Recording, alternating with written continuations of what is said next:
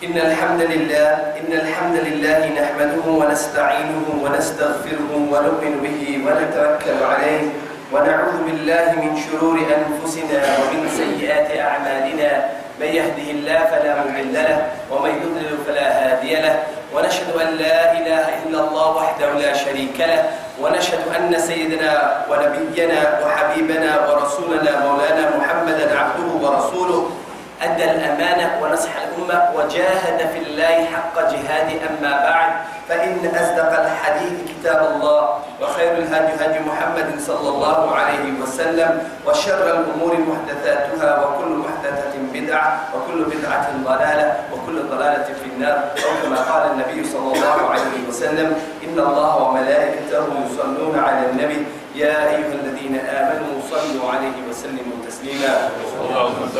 اللهم صل على سيدنا محمد وعلى آل سيدنا محمد وأصحابه وبارك وسلم تسليما كثيرا كثيرا. وبعد. Respected ulama, elders, Hufaz, brothers and sisters, Assalamu alaikum wa rahmatullahi wa barakatuh. All praise and thanks is due to Almighty Allah subhanahu wa ta'ala, nourisher and cherisher and sustainer of all the world.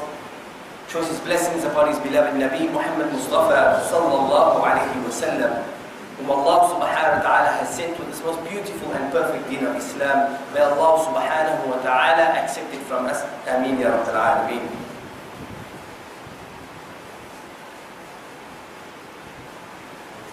Brothers, when deciding to speak about today's topic, or when coming up with the discussion of today, there was no shortage of topics. From looking at the range of topics that you find in the tafasir, in the index of the Quran, looking at the many books of hadith and the kind of headings that each chapter or each bab has, then you find that the topics are many to decide. And what adds to the list of topics to speak about is definitely the incidents, the incidents that take place all around the world, whether they be political or civil, whatever the case is. And so we find that there are so many things. And on another front, we look at the time of the year we find ourselves in, and we can find that there are topics there as well, and relate those to Quran, and relate those to Sunnah, and relate those to the current happenings in the world. For example, we've come out of Rabiul Awwal, which is closely associated with the birth of our Nabi Muhammad sallallahu alayhi wa sallam. We find ourselves in Rabiul Akhir, which is closely associated with the awliya of Allah subhanahu wa ta'ala. Whatever the case is, the fact of the matter is that we are not at a shortage of topics to discuss. I think the point is that whatever the discussion is, you're going to find that from masjid to masjid, the topic will vary according to what the person speaking finds important at that time, or what he is pressed to speak about at that particular time. But this should not be the be-all and end-all of our discussions on Islam throughout the week. Because as Muslims, if we find ourselves stuck only on the discussion of the JUMU'AH, then we have to ask ourselves, how important a role does Islam actually play in our lives? Does Islam play a more significant role than just 1.5 hours on a Friday? And then too, we are rushed for time because we want to eat and we want to get back to work. So make it an hour. But how important a role does Islam play in our lives? And this is an important question for us to ask. As an ummah, it should not be discouraging for us when we hear statements that we are weak, because we know we are weaker than our illustrious predecessors in terms of how much they were able to accomplish, considering their numbers and considering the onslaught they faced at that time. We know that we are weaker, but that should not be, like I said, that should not discourage us. In fact, it should encourage us. And we should wonder, what brings us to this weak point, and how can we emulate, how can we aspire to live the lives like our illustrious predecessors did, where they were small in number and made a meaningful change, not only to their surroundings and to their own lives, but where they made a meaningful change to the entire dunya at large, with the help of our Nabi Muhammad sallallahu alayhi wa sallam, and Allah subhanahu wa ta'ala obviously behind it all. But one of the things we look at when we consider our shortcomings, when we consider our weakness, and when we look at the topics that we have floating around the Muslim world today, it's very easy for us to become riled up, worked up, very easy for us to become emotional, considering the onslaught that the Muslims are facing around the world today. We look at the incidents in France, and I'm not going to elaborate on that. We look at the incidents in the Kingdom of Saudi Arabia, where, you know, the king just passed away today. We look at the incidents happening all over the Muslim world. We look at Egypt, Syria, Jordan, Gaza, Palestine, the rest of Palestine, obviously the West Bank as well as Gaza. We look at the entire world and we find that there are definitely things to work the Muslims up about. And so many of us who don't have a voice in terms of calling into the radio station when a particular topic is being aired, maybe we don't have airtime, maybe we don't have the courage, maybe something stops us from airing our voice. And the extent to which we get to vent, the extent that we get to air our views is perhaps in the lounge when our children sit around us and they are the only ones that hear our view. Or when we go to a family function, if we're not too shy, when they're at the eating table, everybody's sharing their views, and then you decide to throw your view in. But we need to be cautious, brothers and respected elders, on how we respond, because one of the ways that we also take to responding is social media. And social media, while it can be used for many great things, can also be used to tarnish and to damage the image that Islam is portraying to the world. And so you find, if you read the threads of various people, you find that there will be a thread of people, of young people making comments on perhaps, let's give an example, whether it be the situation in Egypt, or whether it be the situation in France, or whether it be the march that happened in Germany. And you find the thread happening, and it only takes one instigator, one kafir, who is trying to rile the Muslims up and work them up, to just add his 50 cents in that thread, and you will see the kind of responses that the Muslims give that one person. Your swear words, your anger, your vile language most certainly does not even give his computer a virus. When you swear at him on Facebook, his computer is still the same. He's still going to use it again. It doesn't give his computer a virus. But instead, what happens is they get to understand how quickly and how temperamental and how on edge the Muslims are, and they can put something at any time to be able to get us worked up. And we must ask ourselves, is this the kind of control we wish to put in the hands of those that are against Allah subhanahu wa ta'ala and His beloved Rasul sallallahu alayhi wa sallam? Now we leave the outside world, let's come to the inside world. There are those that do mawlud and those that don't do mawlud. And the pro-mawlud and the anti-mawlud are fighting so much on Facebook, the other religions are getting involved in the fight. And the other religions are also coming on board, and also, is this what we want? Is this how we want to? I mean, if there's a difference, I always maintain, if there's a difference, let's respect each other's differences. Let's respect each other's differences. And our division, I mean, our diversity should be our strength. Our diversity shouldn't be our weakness. And the minute you want short hair and I want long hair, and short hair is against the sunnah and long hair is for the sunnah, and therefore you belong to a different shaykh and I belong to a different shaykh, and everybody starts othering everybody else, then we find ourselves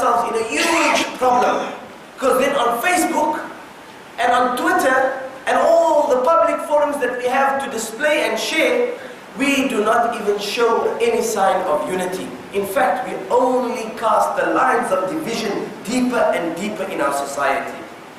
Now, brothers don't visit brothers, cousins don't look at cousins, sisters can't bear to visit each other. Parents and children are moving aside. And how long did they start reading the ayah on radio when radio started? وَاعْتَصِمُوا بِحَبْلِ اللَّهِ جَمِيعًا. Hold fast to the rope of Allah subhanahu wa ta'ala and do not be divided amongst yourself. Why? Why recite the ayah if no one will take heed? Why recite the ayah? Why promote unity if no one wants to be united? And where does our intention and how do we understand the intention to become united? If every small thing sets us off, so we don't go to our brother. And one person sent a beautiful message. He said, when you see someone sin, become a private educator, don't become a public tribunal. And how appropriate. Because when we see someone sin, we don't go and say, brother, you know, I'm weak, you're weak. This is your moment of weakness. It's for me to lift you up now, brother. What you're doing is wrong. Instead, we notice his weakness. We go back to the radio station and we say, do you know what that brother is doing? And we publicize everything that that brother is doing without even having approached him. Without even having approached him and cautioned him. Tomorrow, I have this attitude today, so tomorrow, when I do something wrong, I'm also going to go on radio. And how many times in the past few weeks have we spoken about the fact that if we conceal the sin or we conceal the matter, the secret of another Muslim, then Allah subhanahu wa ta'ala will do the same for us on the day of Qiyamah. We recite and we always make dua, Ya Sattar, ustur uyubana. Oh Allah, the coverer of faults, ustur uyubana. Cover our shortcomings, Ya Allah. Ameen. Cover our shortcomings, Ya Allah. But when it comes to others, what we expect from Allah, we don't dish out to others. We want Allah subhanahu wa ta'ala to be Sattar, but we don't want to be Abdul Sattar. We don't want to reflect that quality of Allah subhanahu wa ta'ala. We want others to reflect that quality of Allah subhanahu wa ta'ala when it comes to us. We want others to reflect the quality of Allah of Rahmah when it comes to us. We want others to reflect the quality of forgiveness, of being forgiving to us. We want others to be Sattar to us. And we want Allah subhanahu wa ta'ala to be Sattar to us. But we do not want to extend the same courtesy to others. And we don't want to extend the same courtesy to our brothers and our sisters. And this is one of the major faults within our Muslim community. The second point to this, brothers and respected elders, when we go out on these public platforms and we start pointing fingers, you don't know the person. So many people come with some other name they don't even know. They're too scared to put their name because they think they're going to become on the blacklist and the hit list of the CIA and they will not be able to travel because Scotland Yard is going to look for them when they get into England.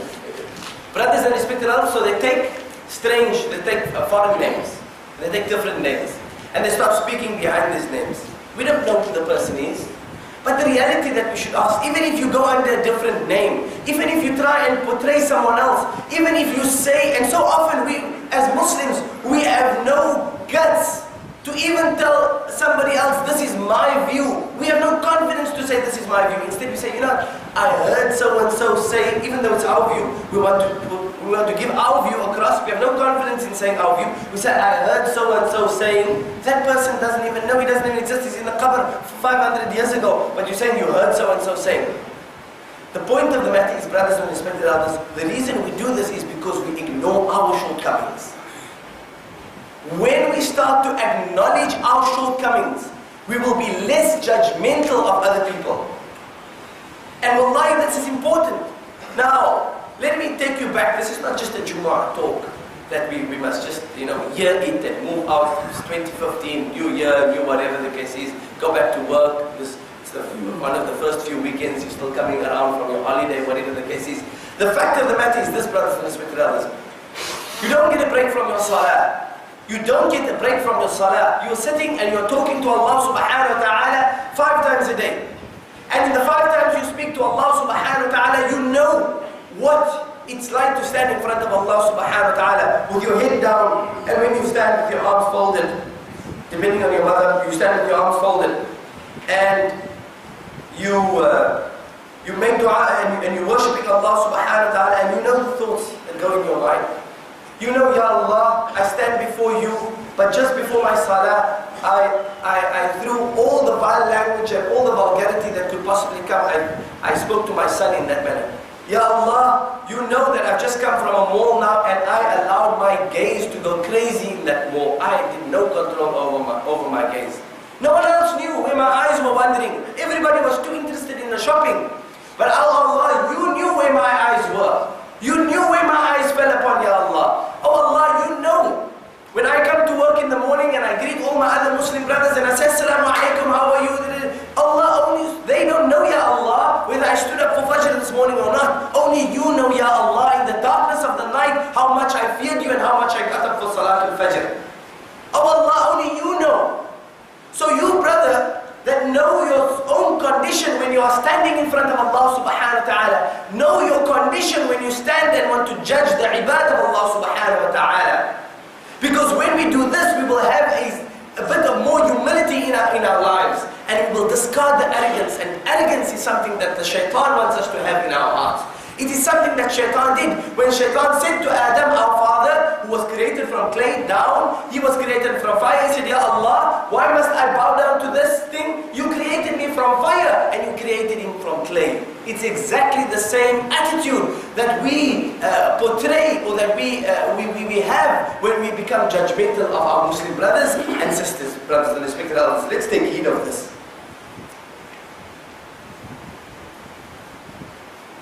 There were so many nations that came before us that had gone through adverse conditions and they dealt with their adversity in different ways. There were those that came out on top and there were those that unfortunately suffered an ill fate and were unable to get beyond the temptations of the world and beyond the temptations that the shaitan had left for them. We must remember as an ummah of Nabi Muhammad sallallahu alayhi wa sallam, our Nabi Muhammad sallallahu alayhi wa sallam is the final messenger. The final messenger, not sent like Musa alayhi salatu wa sallam was sent to Bani Israel. Isa alayhi salatu wa sallam sent to the same group of people. Shu'aib alayhi salam sent to the people of Madian. Ibrahim alayhi salatu wasalam, okay, he was started ummah, he was the father of all these anbiya. But we look at the prophets that were sent to Ad, that were sent to Thamud. Let us look at history and know who Ad and Thamud are, brothers and respected elders. Our children know the enemies of their superheroes, but they don't know who are the enemies of Allah subhanahu wa ta'ala. They can tell you that kryptonite makes Superman weak, but they don't know who Ad and Thamud is.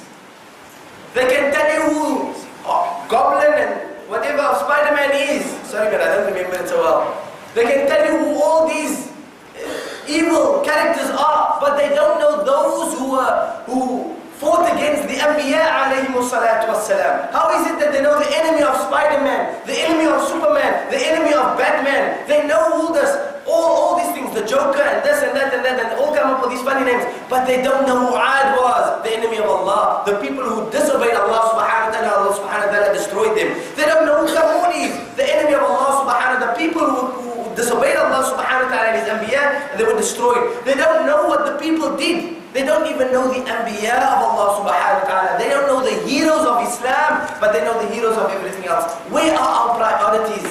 And we want to be so boastful and so arrogant and so proud to tell everybody what is right and what is wrong. When you make salah, your tahiyyah finger must be so high and so many degrees angle from the ground and all this stuff. Brothers, we must really think and consider, what is our Islam to us?